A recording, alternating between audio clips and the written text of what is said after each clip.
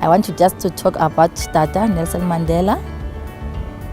The man, he did so much in our lives. Madiba has now become a symbol of being proudly South African. So I no longer introduce myself as an English-speaking South African. I just introduce myself as a South African. He's the best president ever.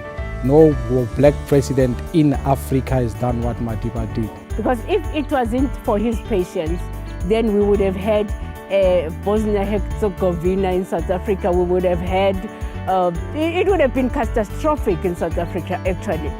So his legacy should be about really understanding what influenced their decision making at the time, understanding it, and also appreciating the leadership that they showed at that time. We were a little group of high school students where we got hold of a picture of Mr. Mandela from prison, Robben Island, which was banned at the time. You know, seeing footage of Mandela coming out of prison and I think his first public appearance, he was wearing one of those the Mandela shirts. I looked at it and I was like, oh my gosh, my dad has those same shirts. And for me, my Mandela memory is in those shirts that my dad always wore. He's still our dad.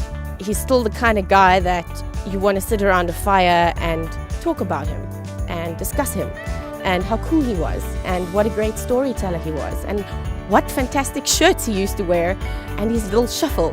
Nelson Mandela getting to where he did, it just means it's possible. Why not? If somebody was able to stay in jail for so long and all I have to do is just be me. I just have to be present in every situation I find myself with and do the best that I can.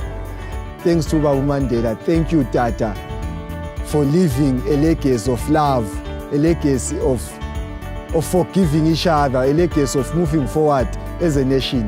Thank you, Babu Mandela. Thank you, Tata.